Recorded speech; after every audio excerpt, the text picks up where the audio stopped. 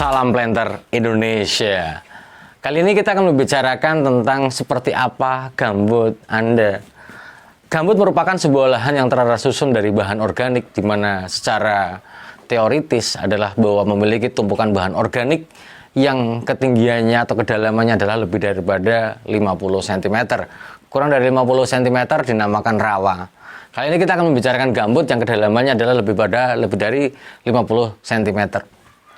Gambut terbentuk karena akibat adanya tumpukan bahan organik yang karena ada faktor alam. Salah satu faktornya adalah rendaman atau faktor air, di mana bahan organik pada kondisi tergenang relatif lama terdekomposisi sehingga terakumulasi menjadi satu, maka terbentuk gambut. Di dalam pengkelasan gambut yang kita tanami sebagai lahan kelapa sawit yang mungkin merupakan alternatif pada saat ini semakin berkurangnya luasan lahan mineral, maka kita akan membudidayakan di dalam lahan gambut. Lahan gambut sendiri dibagi menjadi 3, yaitu adalah berdasarkan kematangannya.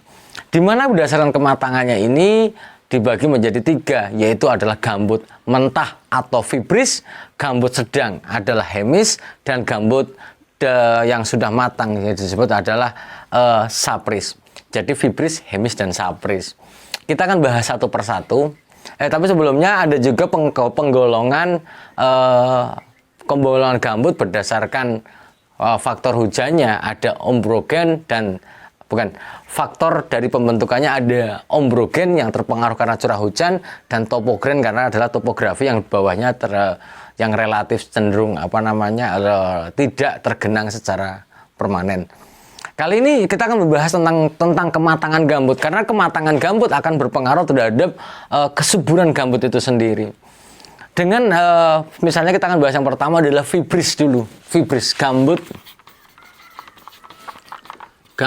satu fibris. Gambut fibris adalah gambut mentah, di mana CN rasionya adalah lebih daripada 30 angkanya. Nisbah ataupun rasio gambutnya adalah CN rasionya atau karbon per nitrogen total, maka dia lebih daripada 30. Maka sebenarnya fibris ini tidak memiliki angka kesuburan yang cukup. Kemudian bahwa fibris yang mentah adalah bahwa terjadi tanpa perombakan atau belum terombak atau baru mulai terombak. Akibatnya bahwa nisbah CN rasio memiliki angka yang 30%. Kemudian warna gambut dari fibris sendiri adalah berwarna kekuning-kuningan ataupun warna kuning atau putih kekuningan. Hal ini adalah didasarkan enggak apa-apa yang di gambut itu adalah berwarna coklat, tidak semuanya. Jadi di dalam teorinya Van Post itu adalah bahwa penggolongan gambut adalah didasarkan pada warna gambut itu sendiri. Di mana warna gambut sendiri dengan cara diambil kemudian diperas. Setelah airnya keluar, maka kita akan melihat warna sesungguhnya dari gambut itu sendiri. Gambut memiliki tingkatan, menurut Van Post adalah memiliki 10 tingkatan warna dari mulai angka H1 sampai H10. Jadi itu fibris. Kemudian hemis memiliki nisbah CN rasio adalah 15 sampai 30. Di mana hemis ini merupakan gambut yang setengah matang, yang yang sudah mulai lanjutan dari fibrisnya dengan warna agak kecoklatan ataupun hitam kecoklatan, di mana pembagian dalam sebuah kategori Van Post adalah H5 sampai H7. Ini yang harus kita pahami di sini adalah bahwa hemis merupakan sudah sering banyak sudah digunakan untuk lahan perkebunan kelapa sawit. Namun bahwa memiliki resiko, nanti resikonya akan kita bahas setelah pembahasan mengenai yang ketiga, yaitu adalah sapris. Di mana sapris adalah gambut matang, di mana CN rasionya adalah di bawah 15. Angka rasionya, CN rasionya di bawah 15. Di mana warnanya sudah mendekati kehitaman dan relatif lebih stabil. Di dalam pembagian Van Post, maka warnanya adalah mulai dari hitam mendekati hitam pekat, dan dia adalah sudah perombakan lanjut atau sudah selesai perombakan gambutnya, maka menjadi warna yang lebih hitam dan lebih stabil. Pembagian fanposnya adalah di H8 dan H10. Sebuah resiko yang harus ditanggung ketika kita menanam di dalam sebuah gambut yang memiliki kadar kematangan yang berbeda-beda ini. Jika Anda menggunakan gambut fibris, maka resiko semakin mentah gambut yang kita gunakan, resiko tumbang jauh lebih cepat. Kenapa? Bahwa ada sebuah sifat gambut yang memiliki sifat irreversible. Irreversible artinya adalah tidak balik. Di mana gambut apabila bahan organik ini sudah mengalami pengeringan, pemanfaatan yang luar biasa, pengeringan yang luar biasa, maka dia tidak balik.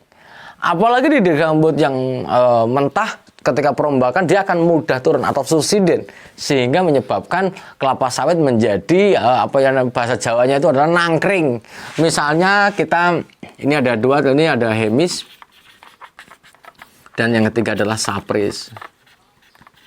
Di mana ketiganya ini adalah mentah, ini adalah sedang, dan di sini adalah matang. Ketika kita menggunakan yang mentah ataupun yang sedang, maka masih beresiko subsiden yang luar biasa. Karena masih terjadi perombakan. Kalau mentah jelas dia baru mulai atau belum terjadi perombakan bahan organik. Namun kalau kita menggunakan sapris relatif tetap akan ada subsiden, tapi angkanya tidak. Nih, yang namanya subsiden itu seperti ini. Maka jangan kaget ketika kita menanam di di gambut misalnya seperti ini. Tiba-tiba akarnya kok nangkring di sini. Karena bahwa gambut ini mengalami penurunan atau subsiden yang terjadi akibat dari perombakan gambut atau akibat dari pengeringan gambut yang berlebihan. Pengeringan gambut yang berlebihan, maka dia akan membentuk yang namanya irreversible atau sikap irreversible di mana tidak akan balik. Gambut yang kering, maka dia akan mampat dan tidak mampu menyerap air lagi, maka dia akan turun kondisinya. Hal inilah yang disebut nama apa? Terjadi subsiden. Maka jangan kaget di dalam gambut kok gambutnya turun. Maka di dalam sebuah perusahaan pun itu ada namanya penilaian leveling gambut yang nanti ada parameternya penurunan gambutnya berapa sentimeter per tahunnya. Sehingga hal ini saya perlu sampaikan kepada para petani dan para planter semuanya. Pentingnya kita memahami seperti apa gambut kita. Gambut yang kita tanami akan membawa sebuah dampak terhadap kelapa sawit yang kita budidayakan. Gambut yang mentah, gambut yang sedang, ataupun gambut yang matang memiliki respon terhadap potensi produksi yang sangat berbeda-beda. Mungkin itu saja dulu yang dapat saya sampaikan. Ingat para teman-teman semuanya, para sahabat The Brondol semuanya, bahwa gambut di dalam kedalaman lebih daripada 3 meter adalah gambut yang tidak direkomendasikan untuk budidaya kelapa sawit, di mana kita harus melakukan